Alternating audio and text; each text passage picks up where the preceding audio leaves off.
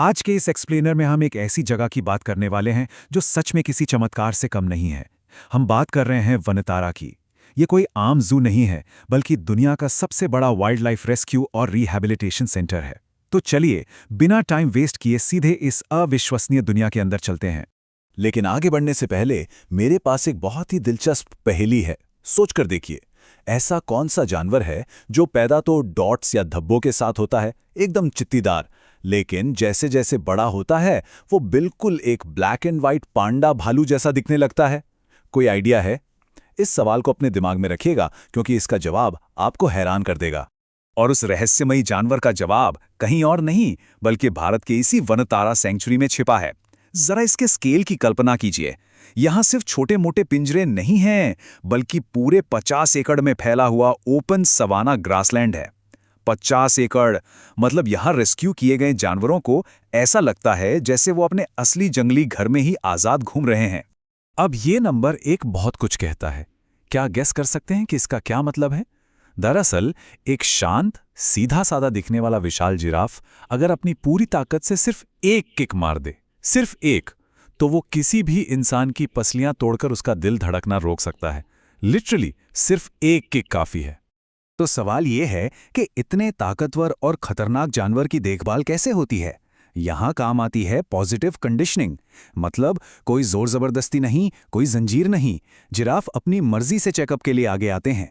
और सबसे कमाल की बात, स्टाफ स्पाइक्स वाले खास ओवन मिट्स पहनकर उनके पैरों की मालिश करता है। सोचिए, एक ऐसा जीव जो एक किक में जान ले सकता है, वो कितनी शांति से अपनी मालिश करवाता है। ये सच में अद्भुत है। दिल टूटने से लेकर उम्मीद तक, सर्कस से बचाओ तो खुले सवाना के मैदानों से निकलकर अब हम एक्वाटिक यानी पानी वाले बाड़ों की तरफ चलते हैं। ये मेरी जिंदगी का अब तक का सबसे खतरनाक काम है। ये बात यूं ही हवा में नहीं कही गई है। जरा सोचिए, एक विशालकाय मेल हिप्पो यानी दरियाई घोड़ा और उसे अपने हाथों से खाना खिलाना, वो भी तब जब आपके और उस भारी भरकम जानवर के बीच कोई जाली, कोई दीवार ना हो। ये सच में रोंगटे खड़े कर देने वाला काम है। लेकिन इसके पीछे की कहानी आपको भावुक कर देगी। वनतारा आने से पहले इस हिप्पो की जिंदगी किसी नर्क से कम नहीं थी। एक सर्कस में कंक्रीट के फर्श वाले छोटे से लोहे के बक्से में कैद, जहां पानी के नाम पर सिर्फ एक पाइप से थोड़ा पानी छिड़क दिया जाता था। और आज वो एक विशाल साफ सुथरी झील में तैरता है। इतना ही नहीं, उसे एक रेस्क्यू की गई फीमेल हिप्पो का साथ भी मिल गया है, जीवन भर के लिए। ये होता है असली रिहैबिलिटेशन। शिकारियों की देखभाल और हाई स्टेक्स एनरिचमेंट। बड़े शाकाहारी जानवरों के बाद अब बात करते हैं दुनिया के सबसे खतरनाक और तेज तर्रार शिकारियों की।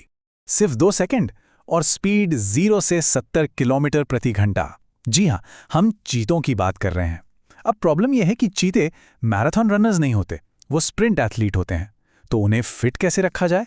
इसके लिए सेंचुरी में बहुत ही तेज भागने वाले मैकेनिकल लालच या ल्योर्स का इस्तेमाल किया जाता है, ताकि चीते उनके पीछे अपनी पूरी स्पीड से दौड़े और उनकी वो नेचुरल हंटिंग इंस्टिंक्ट, वो फुर्ती हमेशा बरकरार रहे। अब यहाँ एक और दिलचस्प चीज है, किंग चीता। नाम सुनकर लगता है ना कि ये कोई अलग ही प्रजाति होगी, लेकिन असल में ऐसा नहीं है। ये हमारे नॉर्मल अफ्रीकी चीते ही हैं, बस इनमें एक रिसेसिव जीन होता है। और ये एक जीन इनका पूरा का पूरा लुक बदल देता है। उनके धब्बे बदल जाते हैं और पीठ पर एक घने बालों वाला अयाल यानी मेन उगाता है ना कमाल का जेनेटिक मैजिक। चलिए, अब बड़ी बिल्लियों से आगे बढ़ते हैं और चलते हैं इस संक्चुएरी के सबसे खौफनाक हिस्से में। 3 एकड़ में फैली एक ऐसी रेप्टाइल फैसिलिटी जहां दसियों हजार प्रजातियां हैं और 10 ऐसे कमरे हैं जो पूरी तरह से दुनिया के सबसे जहरीले सांपों से भरे पड़े हैं।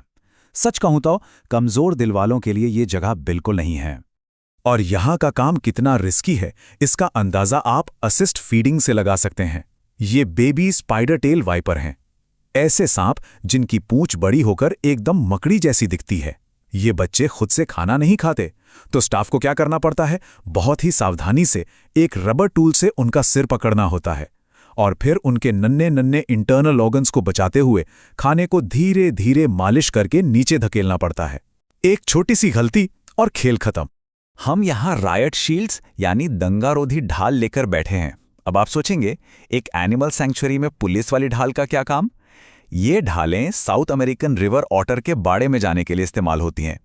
ये जीव दिखने में भले ही बड़े क्यूट और प्यारे लगें, लेकिन असल में ये इतने खूंखार और निडर होते हैं कि अमेज़न के जंगलों में बड़े बड़े जगुआर को खदेड़ देते हैं। तो हाँ, ढाल ले जाना तो बनता है बॉस। लेकिन इनकी बैक स्टोरी सुनकर आपको बहुत बुरा लगेगा। जब ये ऑटर यहाँ लाए गए थे तो इन्हें तैरना तक नहीं आता था। सोचिए, एक पानी का जीव जिसे तैरना भूल गया हो। पिछले बाड़ों में इन्हें इतनी तंग और छोटी जगह में रखा गया था कि ये अपनी नेचुरल इंस्टिंक्ट ही भूल चुके थे। स्टाफ को इन्हें लिटरली फिर से ऑटर बनना सिखाना पड़ा। और आज इन्हें अपने बड़े से पूल में खुशी खुशी तैरते और जिंदा मछलियों का शिकार करते देखना किसी बड़ी जीत से कम नहीं है। द बिग रिवील, रहस्यमयी जानवर। याद है, शुरुआत में मैंने आपसे एक पहेली पूछी थी। वो जानवर जो बचपन में धब्बेदार होता है लेकिन बड़ा होकर पांडा जैसा दिखता है। अब वक्त आ गया है उस रहस्य से पर्दा उठाने का।